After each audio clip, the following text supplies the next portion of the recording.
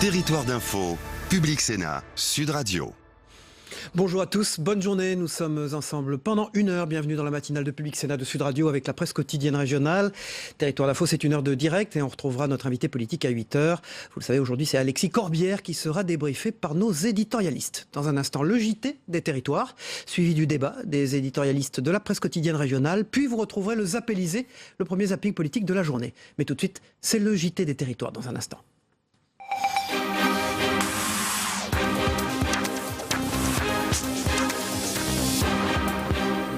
Une page politique pour ouvrir ce journal avec le gouvernement Macron, la droite toujours sous tension. Hier, pendant le Conseil des ministres, une image hautement symbolique à Pessac en Gironde, celle de François Baroin et d'Alain Juppé côte à côte. Le chef de file de la droite aux législatives, soutien de François Fillon pendant la présidentielle, s'est en effet rendu ce jeudi sur les terres du maire de Bordeaux. Objectif affiché ensemble, l'union de leur famille politique face aux macronistes, avec en toile de fond les 12 candidats LR et UDI aux législatives en Gironde. Dominique Parmentier pour TV7 en Gironde y était justement.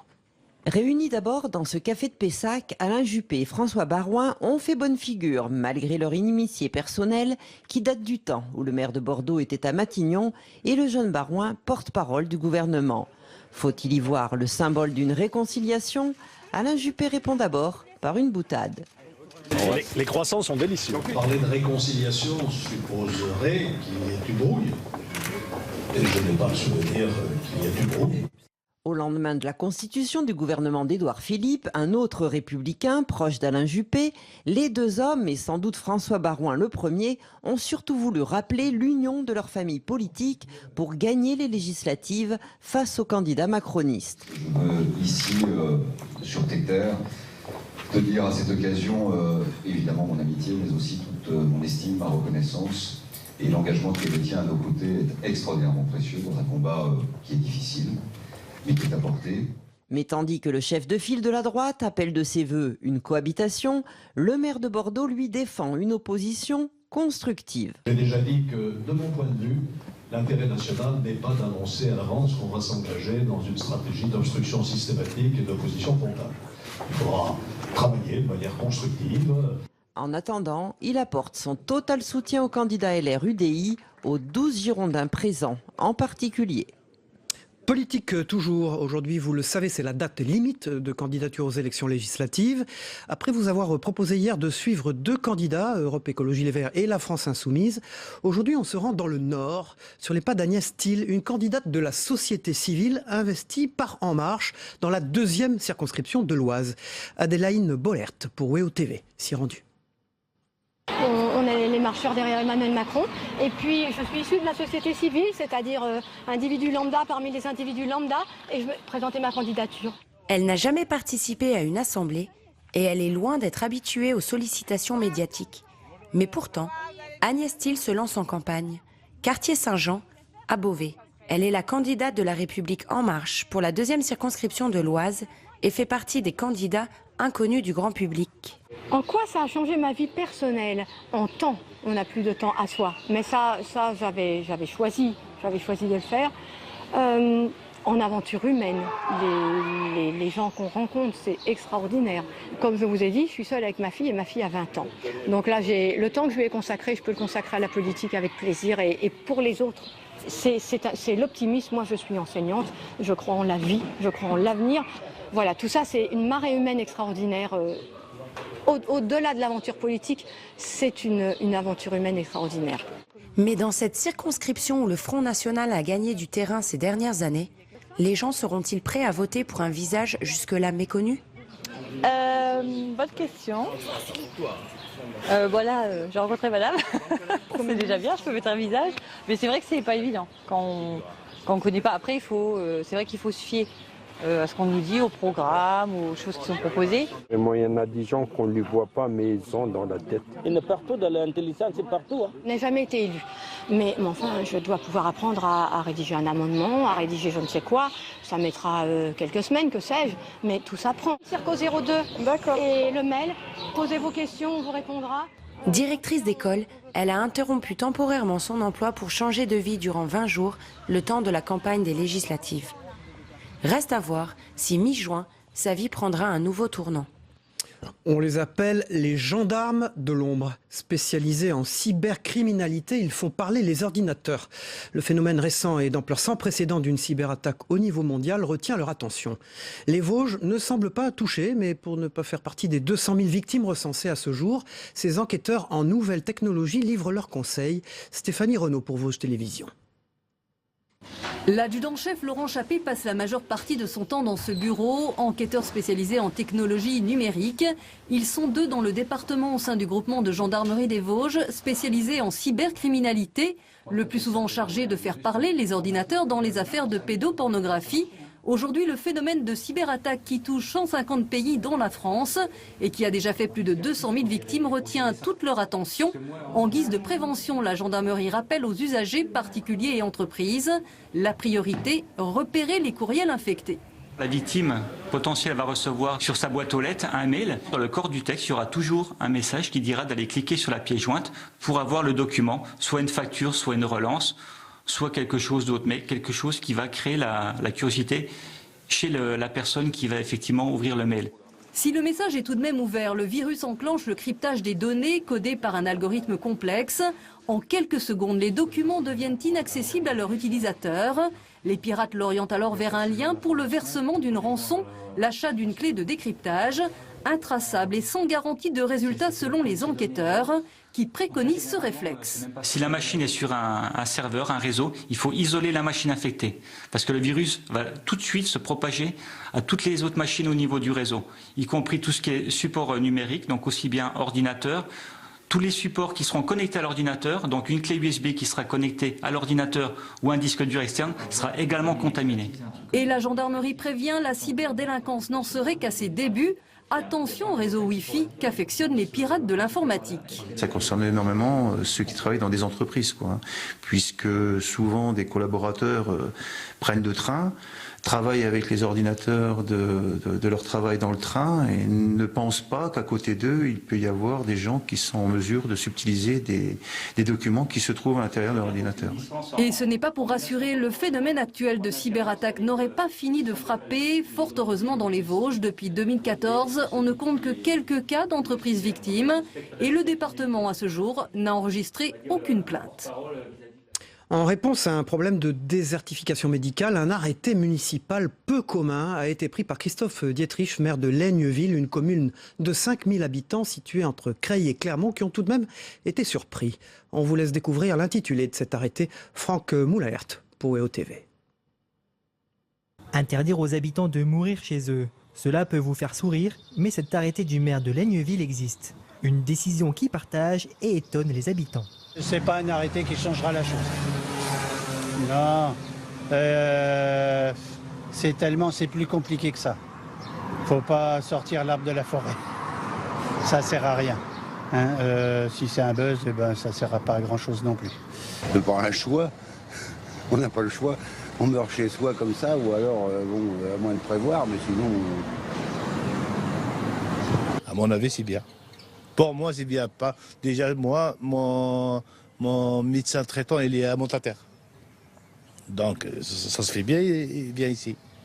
En réalité, cet arrêté est inapplicable et inutilisable. Il s'agit d'une solution pouvant être perçue comme absurde par certains, mais se voulant concrète par le maire. Le but, c'était d'éveiller les consciences. Le but, c'était d'être un donneur d'alerte par rapport à ce qui se passe. Mais on ne va pas en arriver à des situations extrêmes comme on a déjà connu. J'ai été sapeur-pompier 27 ans. J'ai des faits qui m'ont été rapportés où on a déplacé les victimes devant la maison pour que les services d'urgence viennent constater les décès. Cet arrêté a l'air totalement absurde, mais on va finir par en arriver là aujourd'hui avec la situation dans laquelle on se trouve. La désertification médicale reste un enjeu pour la commune de 5000 habitants qui perdra ses 2 médecins en fin d'année. Un véritable coup de pub sur la commune à prendre au second degré, mais avec un véritable appel à l'aide aux responsables politiques. Focus maintenant sur une mission d'information sur la situation des agricultrices en France menée par un groupe de sénateurs.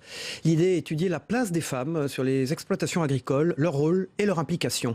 Dans le cadre de cette mission, une délégation de sénateurs était de passage en Vendée cette semaine, un déplacement sur le terrain avant la publication d'un rapport en juillet. Pierre Dalicieux pour TV Vendée. Habituellement, j'ai un bâton parce que bon, c'est un taureau quand même. Donc, Mais j'ai confiance en celui-là, il est gentil. Donc, mais il faut toujours se méfier. Stéphanie est agricultrice. Elle élève depuis 10 ans maintenant avec son père des charolaises. À 32 ans aujourd'hui, cette jeune exploitante est passionnée par son métier. Pourtant, être gérante de son exploitation et mère de 2 enfants n'est pas de tout repos. Il faut tout gérer. C'est mère de famille, c'est chef d'exploitation, c'est femme, c'est un peu tout, quoi. Vous y arrivez? Oui.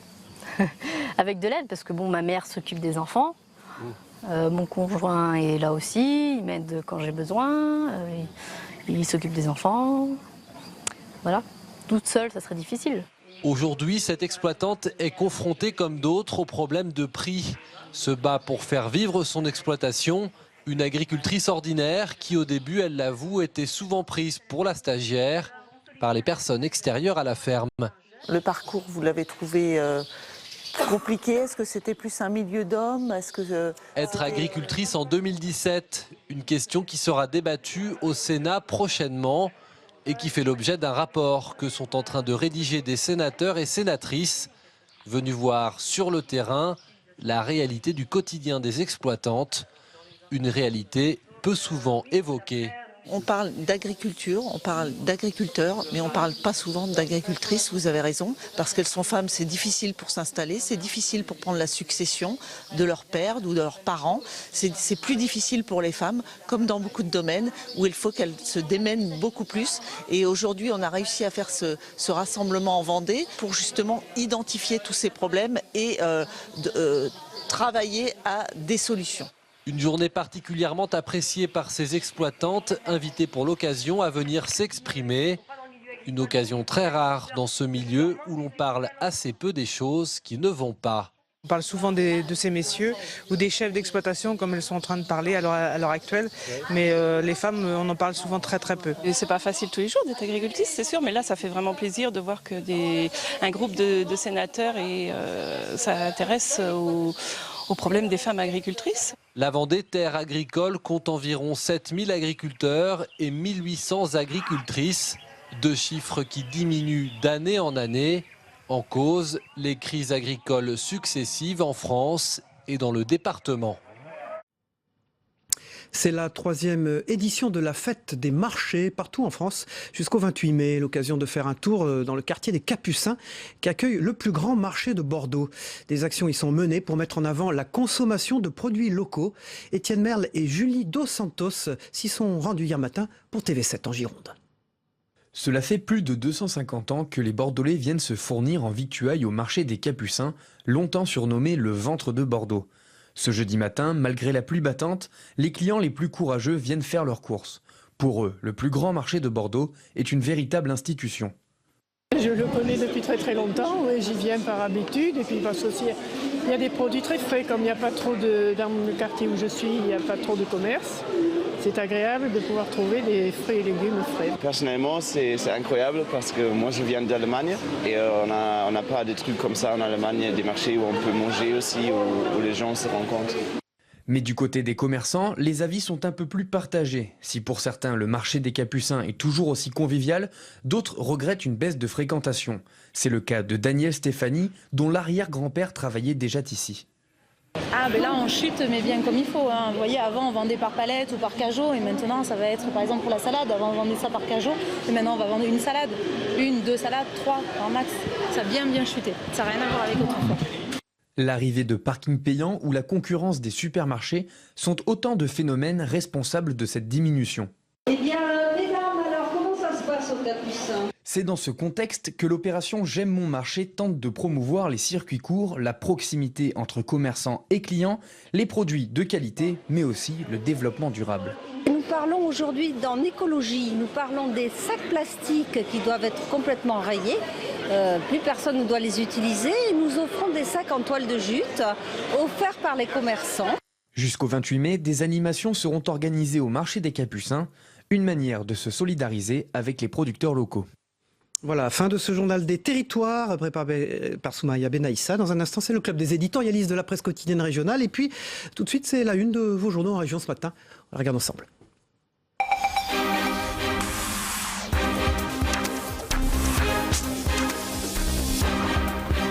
Alors à la une de la presse quotidienne régionale, on démarre avec la dépêche, les urgences du gouvernement. C'est le titre de la dépêche aujourd'hui, mobilisation du gouvernement avec la moralisation de la vie politique, la réforme du code du travail, lutte contre le terrorisme, écologie, école, Europe. La feuille de route du nouveau pouvoir est importante. Dans Ouest France, maintenant en marche, avec la fameuse photo du nouveau Conseil des ministres sur les marches menant au bureau du président de la République, qui est également la même photo dans l'écho de Haute-Vienne. Les observateurs de la presse quotidienne régionale y voient une communication nouvelle, on en parlera également tout à l'heure, et c'est l'entreprise Macron pour l'écho de Haute-Vienne. Pour Sud-Ouest, c'est 3 semaines pour convaincre, avec toujours cette même photo à la une. Et puis pour la Provence, pluralisme, société civile, et si ça marchait. Et de Marseille à Digne, la région Provence-Alpes-Côte d'Azur regorge d'exemples où la cohabitation politique et l'arrivée de personnalités du privé ont renforcé l'efficacité des collectivités locales. Pour le progrès de Lyon, évidemment, c'est un grand point d'interrogation. Qui va remplacer Collomb? À droite comme à gauche, la succession de Gérard Collomb est l'objet de toutes les convoitises. L'intéressé n'entend pas quitter ses fonctions avant les législatives dans quelques jours. Et il a bien l'intention de donner son avis sur la question de ses remplaçants. Vous le savez, Gérard Collomb est le nouveau ministre de l'Intérieur du gouvernement d'Édouard Philippe. Pour la Voix du Nord, la droite serre les rangs. Malgré la nomination de Gérald Darmanin au gouvernement et face à l'enjeu des législatives, c'est le titre de la Voix du Nord. Et puis pour l'Ardennais, le Parti socialiste en terre inconnue. Le nouveau président et la composition du gouvernement sèment le trouble dans les rangs du Parti socialiste. Élus et militants locaux en témoignent dans l'Ardennais. Pour Presse Océan, le projet d'aéroport, un médiateur attendu, c'était le sens de l'intervention de Nicolas Hulot hier au soir, et le Premier ministre a confirmé hier la nomination prochaine de ce médiateur. Il devra étudier l'ensemble des options pour aider le gouvernement à prendre une décision, et c'est la une de Presse Océan. Pour le Parisien, eh bien c'est l'affaire Tapie. Et maintenant, il doit payer. Bernard Tapie a définitivement été condamné à rembourser les 404 millions d'euros obtenus par arbitrage en 2008 sur la vente d'Adidas. C'est une enquête du Parisien en page 2. Pour le Télégramme, on en a parlé dans le journal télévisé il y a un instant, ces cybermenaces sur nos PME. Chaque année, en Bretagne, des centaines d'entreprises en sont victimes. Ce sont des attaques informatiques comme celles qui viennent d'avoir lieu dans le monde entier. Et face à cette menace qui pourrait avoir de graves conséquences sur l'économie régionale, la guerre est déclarée. Pour le Républicain lorrain, eh bien c'est une culturelle. Fernand Léger, un visionnaire à Pompidou, une grande rétrospective consacrée à Fernand Léger à partir de demain à Metz-Pompidou permettra de redécouvrir ses plus grands chefs-d'œuvre. Parmi ceux-ci, la noce, la partie de cartes ou les constructeurs. Et c'est à la une du Républicain lorrain. Voilà, sans transition, j'accueille ce matin un club d'éditorialistes particulièrement brillant, Samuel Ribaud d'ALP, merci, bonjour. Agence locale de presse. Bonjour, merci d'être avec nous. Luc Laventure, Outre-mer 360, une télévision et un site internet Outre-mer, ça tombe bien, je disais brillant parce qu'on va parler de l'Outre-mer beaucoup ce matin. Et puis Zoé Cadio du Midi Libre et de l'Indépendant. Bonjour, merci d'être avec nous Zoé. Bonjour Cyril. On va démarrer avec vous puisque l'absence de ministère, la mer, les anciens combattants victimes d'attentats, le tourisme, le logement suscitent la grogne. Alors ces secteurs, ils sont rattachés à d'autres ministères. Est-ce que c'est de nature à être rassuré, Zoé Cadio ? Alors, ça envoie en tout cas des signaux pas très positifs pour les gens qui sont concernés, pour ces filières-là. On peut être étonné d'ailleurs qu'il n'y ait pas de ministère du tourisme, quand on sait que c'est la première industrie française, qu'on le veuille ou non. Les victimes d'attentats aussi, ça a été Les victimes d'attentats aussi, alors que la France n'est pas épargnée non plus et qu'il y a de plus en plus de victimes. Donc, est-ce que c'est lié à la précipitation ? Il faut savoir aussi à la décharge de M. Macron, du président Macron, qui voulait un gouvernement resserré. Donc, quand on fait un gouvernement resserré, on a un ministère de tutelle et en dessous plusieurs, je dirais, secrétariats d'État qui reprennent les actions, mais c'est évidemment, ça suscite quelques colères et quelques grognes, notamment pour la mer, parce que c'est quand même un secteur très important, mais aussi pour le tourisme. Samuel Ribaud. Oui, et les précédents gouvernements étaient aussi composés avec des volontés de satisfaire ou de récompenser un certain nombre d'alliés. Voilà. Ce n'était pas toujours les intitulés qui primaient, mais plutôt la manière de distribuer des prébendes. Donc effectivement, je rejoins Zoé. Quand on veut faire un gouvernement resserré, il faut faire des choix. Maintenant, il y a quelques ajustements. Ça en général, pardon Samuel Ribaud, avec des secrétaires d'État. Et c'est vrai qu'il y en a peu dans ce gouvernement, en tout cas dans cette première version. Oui, il y en a peu, mais par rapport au discours qui a été tenu, c'était pas possible d'avoir 15 ministres et puis pléthore de secrétariats d'État, parce que ça n'aurait pas à coller. Les gens auraient tout de suite Oui, mais le fait qu'il n'y ait pas de commerce extérieur, c'est quand même important. Enfin, quand on voit le déficit de la balance de la France, il y a quand même des signaux qui sont un peu surprenants, je dirais. Maintenant, Bercy a largement les moyens de prêter main forte au soutien de ce secteur. Et puis par exemple, on parle du tourisme. Laurent Fabius s'était beaucoup impliqué dans la promotion de la France à l'étranger, donc il avait déjà demandé à ce que ça lui soit rattaché. Exactement, en tant que donc il ministre avait des déjà Affaires récupéré étrangères. cette prérogative. En revanche, le secrétariat d'État aux victimes des attentats, ça je pense que c'est une erreur, clairement. Juliette Méadès s'était très bien débrouillée. Oui. Voilà, c'est quelque chose de très présent. Il y a des associations qui sont très impliquées et les Français sont très sensibles. Donc quand on a un message de protection des populations et qu'à côté on fait disparaître le secrétariat d'État qui s'occupait des victimes, c'est un contresens. Zoé Cadio, est-ce que ça peut être compensé, ça, dans un gouvernement version 2 après les législatives? Certainement, et puis je pense que aussi quand on a vu un peu toute l'énergie qu'ils ont déployée hier pour assurer les différents clients, entre guillemets, qui étaient contrits par cette distribution des rôles. Mais je voudrais juste rebondir sur ce que vient de dire Samuel, c'est que certes, Laurent Fabius avait repris le tourisme, mais quand on connaît la personnalité de Monsieur Le Drian au ministère des Affaires étrangères, on ne le voit pas aller promouvoir le tourisme, mais plutôt les industries de guerre à l'étranger, et puis aussi quand on voit aussi la scène internationale à l'heure actuelle, hein, au Mali et l'opération Barkhane. Une autre remarque concernant le secrétariat d'État aux anciens combattants. Bon, il y a un ministère des Armées. C'est un petit peu différent de ce qui existait auparavant avec la Défense nationale. On peut imaginer quand même que adjoindre la gestion des anciens combattants à celle des militaires de l'active, c'est plutôt flatteur pour les anciens combattants, ça les ramène au sein des armées. C'est d'ailleurs un ministère qui a changé beaucoup de fois d'appellation. Hein. Il s'est appelé ministère de la Guerre, ministère de la Défense, ministère de la Défense nationale, ministère des Armées maintenant. Voilà. Et les anciens combattants, on sait que ça consistait quand même beaucoup en des visites, des cérémonies. Oui, mais c'est aussi un électorat qu'il ne faut pas négliger, je dirais, à quelques semaines des législatives. Alors il n'en reste pas moins, Luc Laventure, que ce gouvernement semble assez populaire. Les premières projections, les photographies de satisfaction des Français sont près. Alors c'est près de 60% d'ailleurs des gens qui ont voté pour François Fillon qui approuvent ce gouvernement. Et globalement, il semble bien perçu. Il semble bien perçu. Alors je reviens à l'outre-mer. Je ne suis pas aussi pessimiste que Zoé et Samuel pour deux raisons. D'abord parce que je pense que l'histoire du ministère de la Mer, il va être absorbé véritablement par le ministère de l'Outre-mer, pour deux raisons. D'abord parce qu'Annick Girardin, c'est une... Elle peut être absorbée aussi par l'agriculture. Il y a des rivalités. Hein, oui, mais moi, je ne serais pas aussi... Je n'accéderai pas ça comme ça. Je pense que le pouvoir appartient à ceux qui le croquent. Et je pense qu'il y a une volonté de la part de nos compatriotes d'outre-mer. À l'agriculture, c'est M. Mézard qui est un sénateur ici et qui est très doué dans cette maison. Et tout le monde reconnaît ses qualités diplomatiques pour obtenir ce qu'il veut. Et il a largement confié son appétit pour ce ministère. Je reviens, Zoé, sur la fin que nous avons en Outre-mer, de récupérer ce qui nous appartient, parce qu'effectivement, sur le plan national, il y a au niveau de l'imaginaire collectif, l'Outre-mer, c'est une succession d'îles sans rapport entre elles. Or, dans l'Outre-mer maintenant, il y a une volonté très forte, très farouche de récupérer, j'allais dire, ce qui nous appartient, c'est-à-dire que les îles se retrouvent entre elles. Et la deuxième chose, c'est qu'effectivement, de plus en plus, il faut que la France comprenne qu'elle s'ancre dans le monde grâce aux Outre-mer, dans les différents océans. Donc, on va travailler dans les Outre-mer... Avec la surface maritime, avec la les eaux surface territoriales. maritime, qui est importante, parce que grâce aux Outre-mer, la France est quand même la deuxième puissance maritime. Et puis... au niveau des régions économiques, on va intégrer la diplomatie. C'est grâce aux Outre-mer que d'ailleurs que la COP21 a eu cette résonance au niveau international. Et qu'on est frontalier avec le Brésil. Et qu'on est frontalier, la plus grande frontière de la France, c'est le Brésil. Donc je suis sûr qu'effectivement, ce n'est pas un problème pour les Outre-mer, que ce soit sur le plan économique et que ce soit sur le plan politique avec les responsables régionaux. Ça a été pas bien pris en compte, ça, par le gouvernement, Samuel Ribault? Quoi donc? Cette donnée-là, c'est-à-dire ne pas donner assez d'exposition à ces problématiques-là? À l'outre-mer, on s'appuie dessus effectivement pour aller conquérir avec territoriales, ce que j'appellerais les zones économiques exclusives. Absolument. Voilà, on sait que là-dedans, il y a de vrais atouts, hein, pour en termes de ressources halieutiques, en termes de ressources également pétrolières. Si un jour ça devient rentable d'aller explorer là-bas, on ira chercher du gaz et du pétrole. Ça s'appelle l'économie bleue d'ailleurs. Oui. Bien sûr. Et puis au-delà de ça, il y a l'influence militaire aussi. Quand vous disposez d'eau territoriale comme ça, vous êtes à la Réunion. Je parle de ce que je connais dans l'océan Pacifique. Mais pourquoi ça n'a pas été assez pris en compte, ça, dans le passé? Ça tient à quoi, Luc Laventure?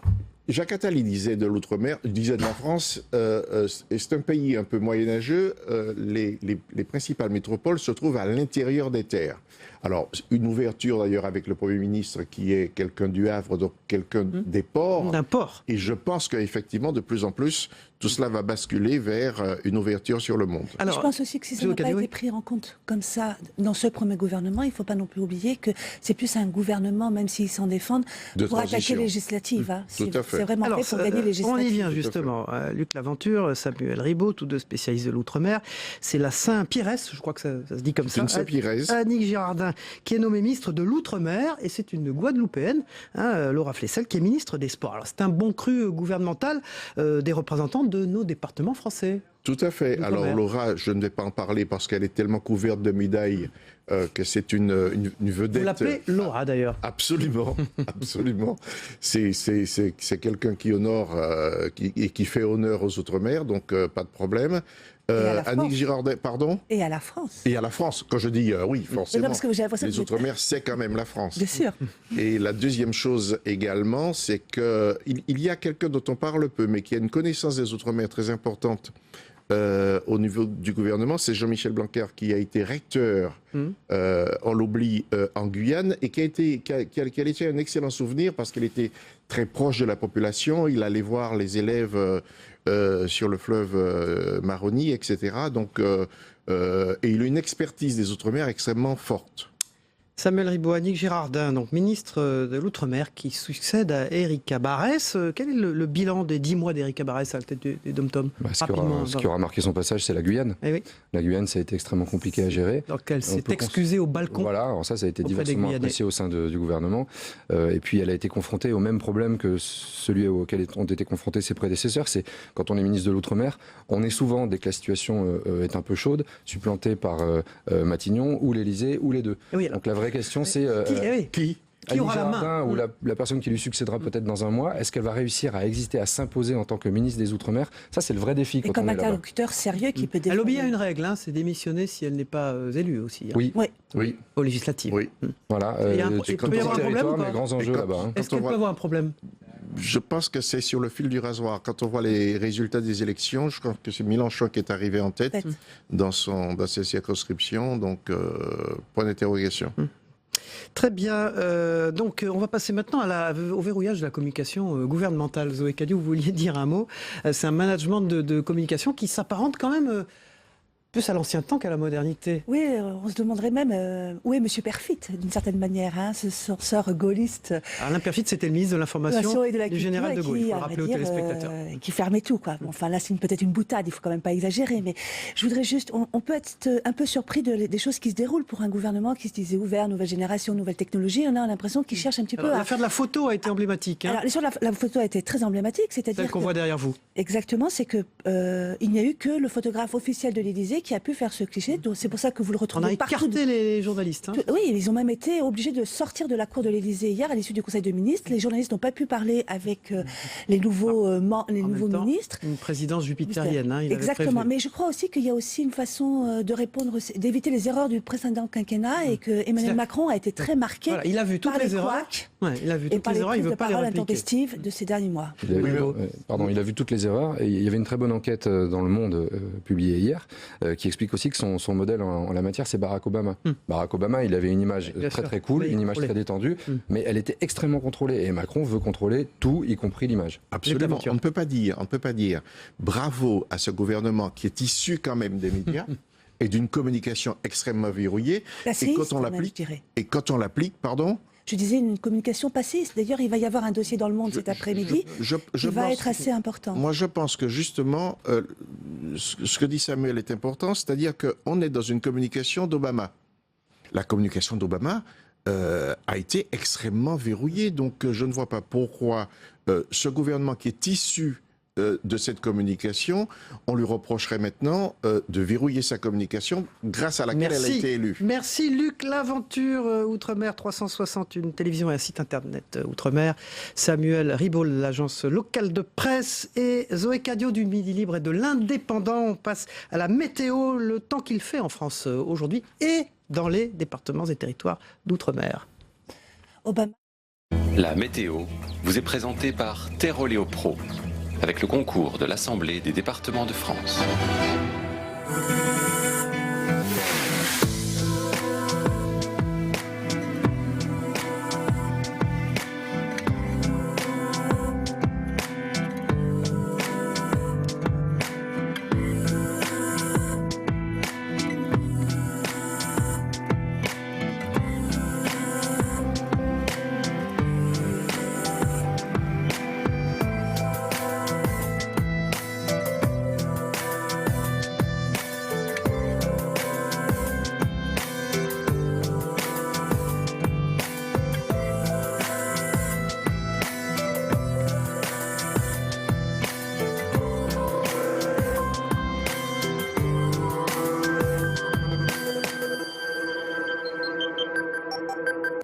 C'était la météo avec Terroléo Pro et l'Assemblée des départements de France. Voilà, avant de recevoir Alexis Corbière, le porte-parole du mouvement La France Insoumise de Jean-Luc Mélenchon, qui est notre invité politique. Dans quelques instants, on passe aux Zappélisés, le premier zapping politique des matinales d'info.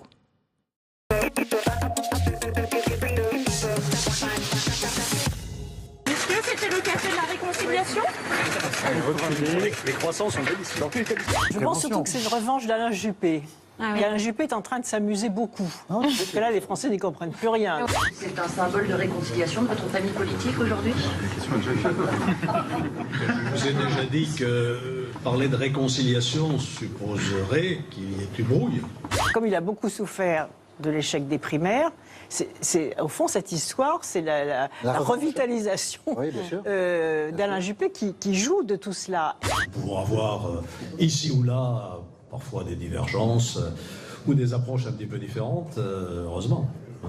C'est ce qui fait le charme de la vie, la diversité. Nicolas Hulot qui arrive. Sans cravate. Pourquoi est-ce que cette fois vous avez décidé d'accepter à 62 ans, c'est l'âge mûr pour être ministre? Non, c'était pas une ambition chez moi. D'abord, je pense que c'est une manière de boucler la boucle dans mon engagement. C'est la seule chose que je n'ai pas essayé. Tous ceux qui se sont engagés dans cet exercice unique dans la vie politique française auront à cœur d'avoir cette loyauté et cette efficacité de l'action collective toujours à l'esprit. La clé du succès dans la nature, qui fait que la vie a pu se développer, c'est la diversité. C'est vrai en politique. Là, il y a une vraie diversité. Ils arrivent ensemble, regardez les deux ministres de droite, Bruno Le Maire et Gérald Darmanin, les deux hommes forts de Bercy dorénavant, les deux prises de guerre d'Emmanuel Macron. On me demande si ce sont des prises de guerre, je réponds c'est des prises d'otages, ils sont assez isolés. Et je l'ai dit aussi, c'est assez malin de la part du président d'avoir mis les deux hommes de droite à Bercy, puisque le projet d'En Marche porte sur une augmentation de la CSG. Ça veut dire qu'au fond la droite représente et incarne l'augmentation des impôts. Ce ne sont donc pas des choix de conviction, mais des choix d'ambition. Et la réalité, elle est très simple, c'est qu'aujourd'hui, ce sont des alibis et demain, ce seront des otages. Ce gouvernement de renouvellement compte parmi ses rangs des entrepreneurs, une femme de lettres et de livres, des parlementaires expérimentaux, des expérimentés. Tous sont réunis au grand complet autour d'Emmanuel Macron. Il nous a dit que nous étions les dépositaires de cette alternance profonde. Despotes, expérimentaux, beaucoup de lapsus. Révélateur. Il était peut-être impressionné pour la première séance de porte-parole là. Peut-être l'histoire me donnera raison, somme toute, d'avoir exprimé ses craintes de manière... Certains l'ont trouvé trop agressive. Vous le dites pugnace et engagé, dites-vous. Pugnace, engagé, peut-être abrupte. À 600 000 voix près, vous ratez le fait d'envoyer Mme Le Pen, de la renvoyer à la maison. Eh bien, pardon d'être comme ça, je ne suis pas un journaliste qui peut passer de 40 morts dans un accident de car, et maintenant passons, victoire au rugby, d'accord? Je ne sais pas le faire. Vous voyez, quand ça me passe au bout des doigts comme ça, eh bien, je suis triste, oui.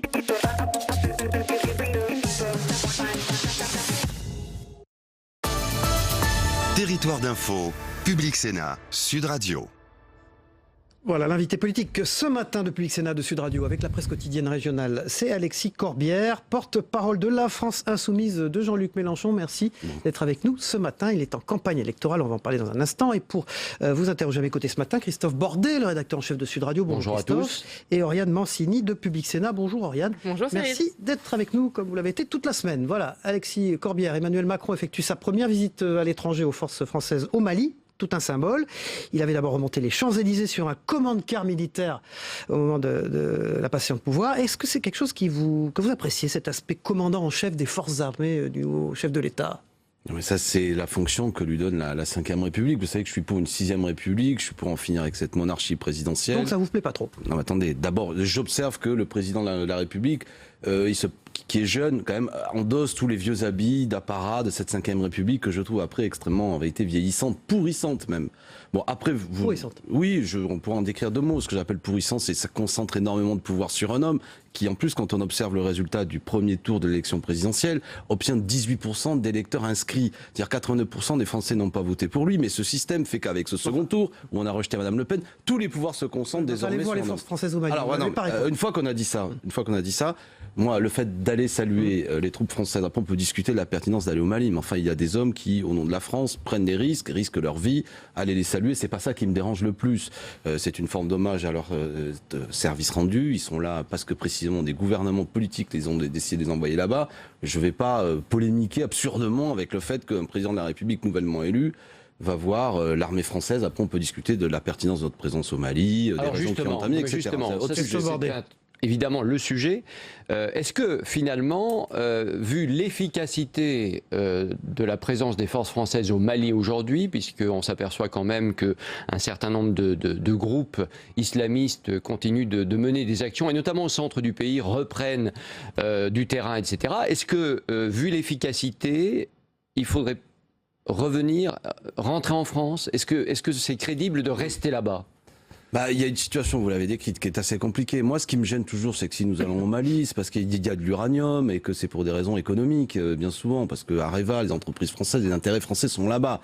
D'accord, c'est souvent pour des raisons plus économiques que vraiment pour une simple générosité. Après, il est vrai que la région est tellement déstabilisée qu'il faut aussi éviter sans doute que tous les groupes que vous avez décrits étendent leur influence. Il n'empêche que c'est aussi, je crois, on peut lutter, je pense notamment quand nous en prenions à l'État islamique, à Daesh, en enfermant économiquement aussi ces États. Nous avions été choqués, vous le savez, quand par exemple l'entreprise Lafarge s'était vue financer dans un premier temps. Enfin, il y a beaucoup de choses qui peuvent être faites sans que les armes parlent immédiatement. Mais là, les militaires français, il faut qu'ils restent là-bas ou ils doivent rentrer à votre avis? Je ne vais pas me prononcer là-dessus. Je pense que pour l'instant, il serait difficile qu'ils partent immédiatement, mais il y a eu tout de même des choix de courte vue qui ont été faits dans la situation. Vous le savez, on a donné des armes à certains qui étaient prétendument des alliés, qui se sont avérés par la suite être en vérité des groupes islamiques tout à fait dangereux.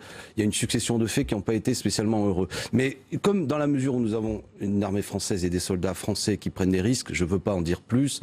Et la question était, parmi tout ce qui m'a choqué de la part de M. Macron, c'est pas le fait qu'il aille saluer nos troupes françaises qui pour finir arrivent en tête. sur ce sujet, il y va avec Sylvie Goulard, ministre des Armées, finit donc le ministère de la Défense. Est-ce que c'est un signal que vous approuvez? Admettez que c'est de la pure cosmétique, hein. Franchement, voilà. On a mis une femme, parce qu'en fait, finalement, ce gouvernement, c'était quand même un gouvernement, on avait promis plein de choses. Je veux dire, une fois que tous les barons de la nouvelle Macronie étaient placés, il fallait quand même, que sans doute qu'ils se sont aperçus que c'était essentiellement des hommes qui avaient un lourd parcours politique derrière eux.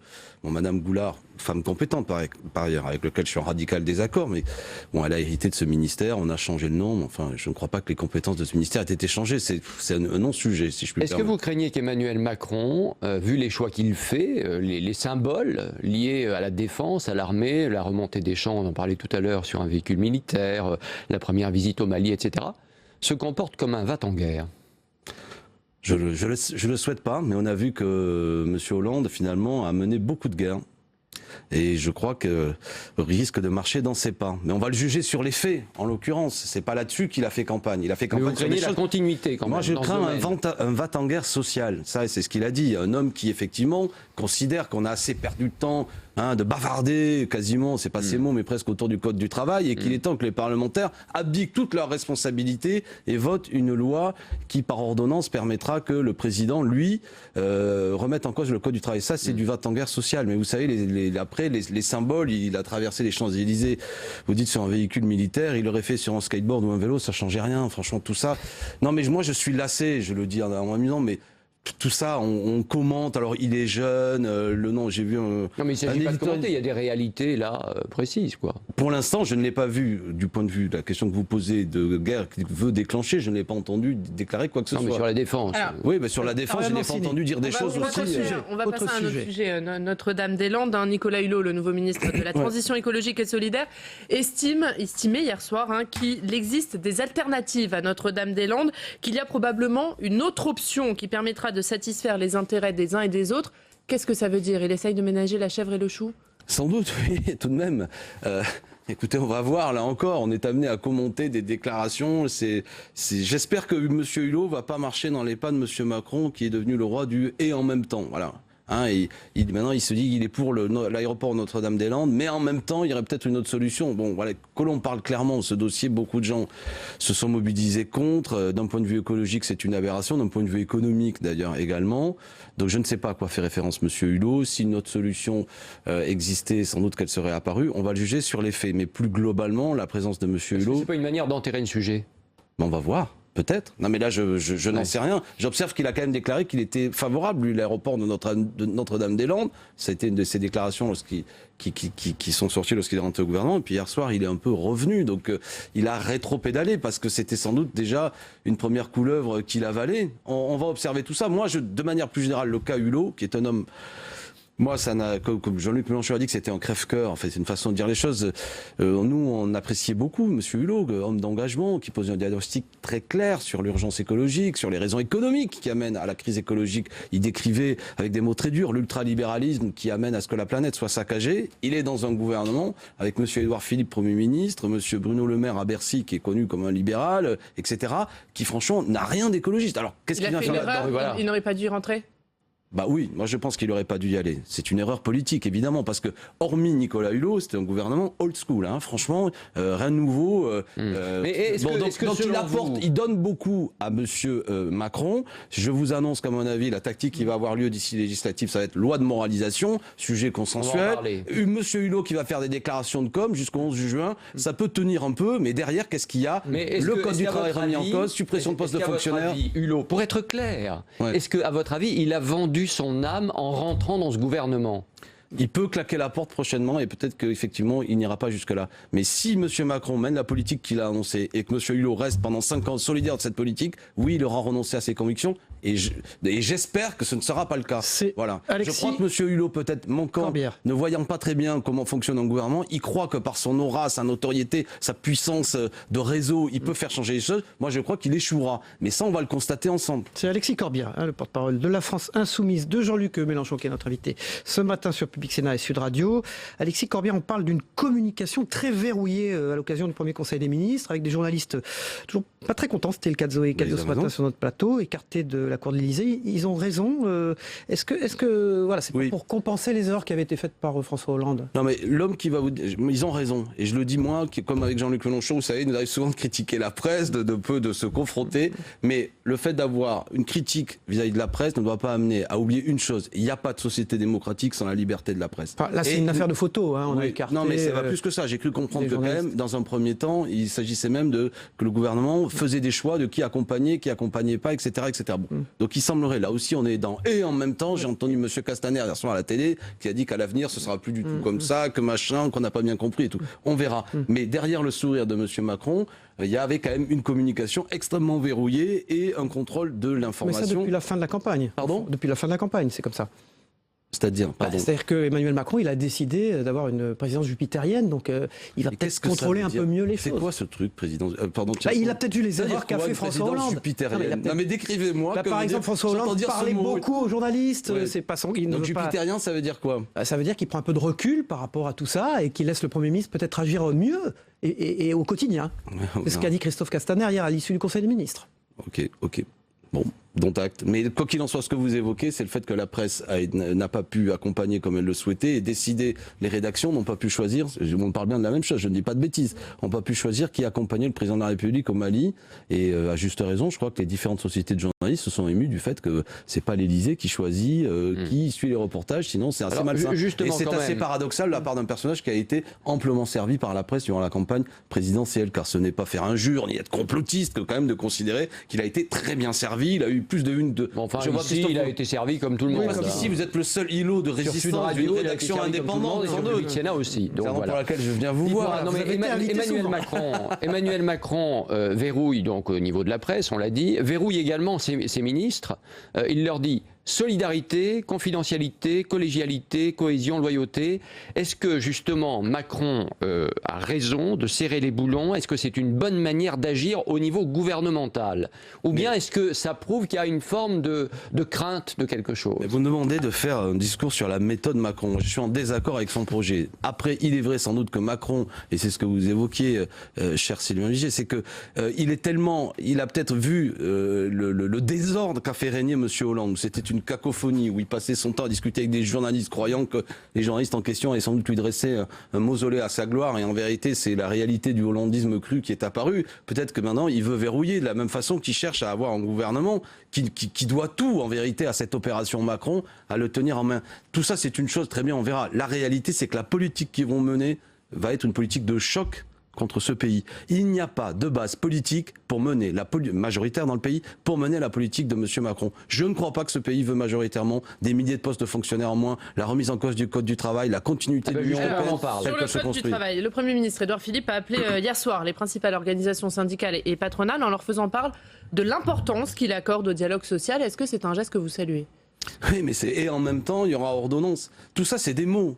Des mots, très bien. Alors, vous savez, c'est toujours pareil. Avant que je vous mette une gifle, je peux dire attention, je baisser les bras, on va discuter, et bam, voilà, c'est une façon. Non, mais quand vous entendez ça, vous dites quoi? Piège à pigeons? Oui, sans doute, oui. Mais ou peut-être aussi, comme ils sont pas idiots, qui font de la politique, qui s'aperçoivent, et ils ont quand même des élections législatives. N'oubliez pas, tout aujourd'hui, ce qui est dit par ce gouvernement a une date en tête, 2 en l'occurrence, 11 et 18 juin. Ils veulent remporter les élections législatives. Donc effectivement, là, ils rasent les murs, ils veulent plus faire par ordonnance ou pas tout de suite. Il faut d'abord discuter, etc., etc.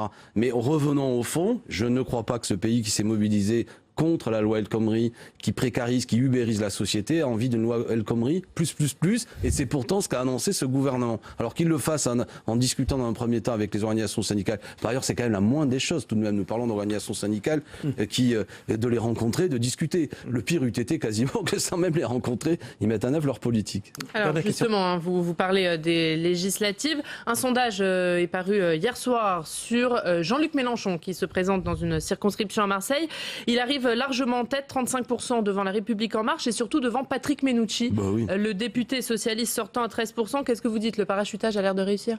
Mais il n'y a pas de parachutage, ça appartient pas. Qu'est-ce que c'est que cette histoire de parachutage? On est tous français, c'est une élection nationale. J'en ai assez de cet argumentaire réac, mais nauséabond en plus, qui consiste à... Jean-Luc Mélenchon change de circonscription à chaque législative. Jean-Luc Mélenchon, s'il fait partie de notre patrimoine national, il est partout chez lui. Partout où il y a des idées, des gens qui luttent pour l'égalité sociale et la justice et l'écologie, ils sont avec Jean-Luc Mélenchon et Jean-Luc Mélenchon peut être leur candidat. On arrête avec ce baratin. Regardez, alors je termine. Mais parce que Jean-Luc Mélenchon va y être élu haut la main et que Marseille va arrêter de parler au pays uniquement avec des hommes politiques combinards, avec un beau drapeau. Au Parti Socialiste, pourquoi ne pas être allé défier le FN, par exemple? Le Parti Socialiste, les gens n'en veulent plus, c'est ce que nous disons. Dans la circonscription voisine, la 3e circonscription, pourquoi ne pas être allé défier Stéphane Ravier? Arrêtez l'argumentaire de Patrick Mennucci, cet sondage démontre amplement que les gens ne veulent plus de cet homme et ils veulent un autre député, c'est ce que dit clairement. La mise en scène mennuccienne, voulant en quelque sorte pour exister, défier en duel Mélenchon, montre que le type il sera même pas au second tour. Voilà, je suis désolé pour lui. C'est plus le parti à abattre. Mais si, mais attendez, mais vous plaisantez à côté. Il y a Sarah Soili qui est une amie qui est candidate face à Stéphane Ravier. C'est un excellent profil et on est partout dans toutes les circonscriptions contre le Front National. Maintenant, Jean-Luc, je souhaite qu'il rentre au Parlement et pas le seul, qu'on soit plusieurs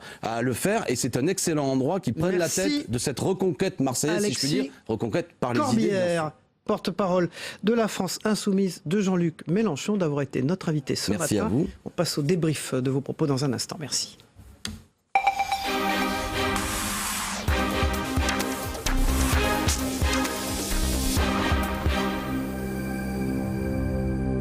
Voilà, et j'accueille sur ce plateau Samuel Ribaud de l'agence locale de presse qui était présent dans la première partie de cette matinale d'info. Bonjour, merci d'être avec nous. Et André Crétenant, le directeur de l'information de TV5 Monde, notre partenaire qui diffuse notre matinale dans le monde entier sur les 9 antennes de cette chaîne, de ce réseau international francophone. Bonjour André, merci d'être avec nous. Alors, on démarre avec le commandant en chef des armées, Emmanuel Macron, donc, qui sera en visite au Mali aujourd'hui, qui a remonté les Champs-Élysées sur un commande-car. Alors, bon, on a vu que notre invité, il n'était a priori pas contre, mais il trouvait que voilà, c'était pas non plus essentiel de présenter cette image-là. Oui, c'est probablement une urgence pour Emmanuel Macron parce qu'il devait se présidentialiser sur ce thème-là en particulier. Effectivement, c'est probablement pas une urgence sociale, probablement pas une urgence sociétale. Donc on est sur deux temporalités et deux intérêts différents. Maintenant, il l'a reconnu, c'est la pompe républicaine, c'est tout ce qui accompagne... Alors, il a quand même dit que François Hollande avait été un va-t-en-guerre et qu'il espérait qu'Emmanuel Macron ne le devienne pas. Oui, il a même dit qu'il espérait que Emmanuel Macron ne serait pas un va-t-en-guerre social. Donc au-delà de la rhétorique, c'est vrai que l'attitude de François Hollande avait beaucoup surpris, mais c'est vrai qu'elle a aussi permis de donner à la France une image internationale de pays défenseur de ses valeurs, défenseur, comment dirais-je, des idéaux d'humanité, de solidarité, de défense des droits de l'homme. On peut imaginer qu'Emmanuel Macron sera très sensible à cet aspect-là de la présence et de l'action militaire française. Mais en même temps, donc en grec maintenant, ça plaît aux Français, ça, cet aspect oui, moi je commandant en chef des armées. Absolument. Je pense que la France, effectivement, est engagée sur un certain nombre de terrains, notamment en Afrique. Donc c'est extrêmement important. Il va d'ailleurs, le président va rencontrer les troupes. C'est un voyage, effectivement, où il va rencontrer les militaires. Pour moi, c'est un signe très important. C'est un geste important. C'est effectivement, il y a la question du pays, il y a la question de la sécurité intérieure, la question du chômage, mais il y a aussi la question de l'engagement de la France sur le plan international. C'est vrai que j'ai pas très bien compris pourquoi Alexis Corbière s'en prenait à cette visite. Peut-être parce que il est un peu ronchon. D'une manière générale, les mélenchonistes aujourd'hui sont un petit peu ronchons. Bon, c'est la France insoumise, donc c'est normal qu'ils soient rebelles. Mais on sent bien qu'évidemment, comme ils ne sont plus exactement au centre du jeu aujourd'hui, Mélenchon représentait une autre France. Mélenchon a failli passer, mais il n'a pas pu être qualifié pour le deuxième tour. Et on sait bien qu'aujourd'hui, il y a une autre France qui émerge. Cette France, effectivement, de la société civile, cette France plus jeune. On le voit avec la constitution du gouvernement. Et peut-être que Mélenchon et son équipe, peut-être que s'ils gagnent les législatives, c'est-à-dire que s'ils font un bon score législatif, représenteront à nouveau une autre France. Mais aujourd'hui, ils sont un petit peu hors du jeu. Et je crois que c'est dû à ça. Je crois que l'analyse aujourd'hui qui est faite par Alexis Corbière, elle est inspirée, elle est influencée par encore et toujours cette défaite du premier tour. Alors Samuel Ribaud, le projet d'aéroport de Notre-Dame-des-Landes avec un médiateur attendu, c'est la une de Presse Océan. Aujourd'hui, on en a parlé tout à l'heure dans la revue de presse de la presse quotidienne régionale.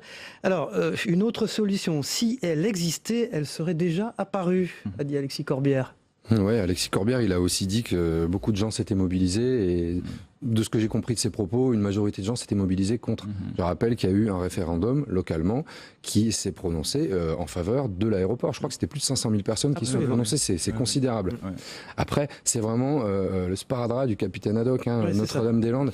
Qui va s'en sortir? Ça fait des décennies que... Alors on compte sur Hulot pour s'en sortir au gouvernement? Alors Hulot, honnêtement, je suis convaincu, d'après ce que je sais de l'homme, qu'il n'est pas rentré au gouvernement comme ça, il n'a pas pris cette décision juste pour apparaître... Sur ce dossier, selon vous, il aurait eu des garanties? Sur ce dossier, il a forcément fait valoir son point de vue et il a forcément été entendu. Après, quel est-il? Je n'en sais absolument rien. On a déjà commencé à laisser entendre qu'il pourrait y avoir une modernisation de l'aéroport de Nantes. Voilà, ça va être très compliqué. Je rappelle aussi que les gens qui sont installés sur la ZAD, ce sont des gens résolus, déterminés, jusqu'au boutiste, quoi qu'on pense de leur engagement, et qu'aller les déloger, c'est potentiellement extrêmement dangereux. Ça va être un bon test d'ailleurs, puisque au fond, aujourd'hui, on a le sentiment que la situation est bloquée, qu'il n'y a pas véritablement de solution. Et donc, c'est vrai qu'ils vont devoir être créatifs, transgressif peut-être. C'est un peu la méthode Macron en fait. Voilà, c'est pas oui ou non, c'est pas juste ou injuste. Il y a une sorte de troisième voie. Et en même temps, à laquelle a décrit Alexis Corbière. Laquelle on ne croit jamais. On ne croyait pas à la candidature Macron. On ne croyait pas au fait qu'il puisse constituer un gouvernement. Aujourd'hui, on ne croit pas qu'il puisse remporter une majorité présidentielle. On est dans l'incrédulité et je pense qu'on a un petit peu de peine à saisir le fait que cette France change, que voilà, les repères ne sont plus les mêmes. Et effectivement, je pense effectivement que ça sera extraordinairement difficile de trouver une solution, mais il n'est pas impossible, effectivement, qu'on trouvera une solution médiane. C'est le point de vue d'un citoyen. Ouais, je suis effectivement très admiratif dès qu'il s'agit de parler de compromis ou de trouver des majorités qui ne sont pas des majorités idéologiques, mais des majorités c'est le cas dans votre pays, pragmatiques. Voilà. Alors, la communication très verrouillée. À l'occasion du premier Conseil des ministres, les journalistes ont été écartés de la cour de l'Élysée. Il y a eu une photo qui a été faite par le photographe officiel, qui n'a pas été dans la cour, comme d'habitude. Bon. Et puis, le fait qu'ils choisissent apparemment un certain nombre de de journalistes pour se rendre au Mali. Est-ce que ça fait partie de cette présence jupitérienne où il doit prendre du recul, maîtriser l'image et laisser peut-être son Premier ministre en faire plus au quotidien ? Oui, mais honnêtement, je pense que c'est quelque chose qui va se régler. Je pense que c'est également une tempête dans un verre d'eau. Bon, ça a beaucoup fait oui, mais le buzz. Pour les avoir côtoyés sans faire partie du sérail, je dois quand même reconnaître que les gens qui suivent le président de la République, il y a un phénomène de cour. Donc quand on est écarté de la cour, en général, on en conçoit un énorme ressentiment et on a envie de le faire savoir. Donc je pense que ça va rester là où ça devrait rester. Après, Emmanuel Macron, on a vu qu'il avait une capacité d'adaptation phénoménale. S'il a compris qu'il allait se mettre la presse à dos en choisissant qui allait s'asseoir dans l'avion, je peux vous assurer que ça va être réglé. Là, il y avait un angle d'attaque de la part d'Alexis Corbière. Oui, alors juste pour revenir sur ce qu'a dit Alexis Corbière, il a dit, bon, vous voyez, finalement, il n'y avait pas que nous qui maltraitions les journalistes. Mais Jean-Luc Mélenchon remettait en cause la probité, l'honnêteté des journalistes. Il était agressif, il était insultant, il a même contribué à entretenir un climat de défiance vis-à-vis des médias pendant la campagne, donc on n'est quand même pas du tout sur le même registre. Oui, moi je pense que c'est une maladresse, je pense aussi que ça va se régler. Je peux témoigner en ce qui concerne TV5 Monde, puisque nous serons dans ce voyage présidentiel. C'est un peu normal quand même, vous avez une influence. Non, mais ce que je veux dire, c'est que ce n'est pas l'Élysée qui a choisi la journaliste qui va accompagner le président, c'est vraiment nous qui avons c'est la sélection des médias là qui est en cause, pas nominativement des journalistes. J'ai cru comprendre qu'il y avait peut-être eu un choix de personnes et qui pose effectivement problème. Est-ce que c'est le style Macron là qui est décrit par ses débuts là? Est-ce que c'est on voit le style Macron, le style nouveau au fond? Oui, alors personnellement, je le découvre. Je ne pensais pas qu'il allait autant verrouiller sa communication et son image. Je ne pensais pas qu'il prendrait la parole aussi rarement. Voilà. En même temps, il y a un tel enjeu avec cette présidence. Il a tellement réussi son pari jusqu'à présent qu'il faut tout contrôler. Oui, bon, il l'avait dit quand même. Il l'avait dit avec cette formule de président jupitérien, donc il l'annonçait. D'une manière générale, il fait ce qu'il a dit. Donc voilà, moi je trouve que c'est pas si étonnant. On a vu aussi qu'avec la constitution du gouvernement, on ne savait rien, quasiment rien, jusqu'au dernier moment, ce qui est quand même assez extraordinaire. Merci André Crétenant, directeur de l'information de TV5 Monde, Samuel Ribaud de l'agence locale de presse. On passe au zapping, le premier zapping des matinales d'infos qu'on regarde ensemble.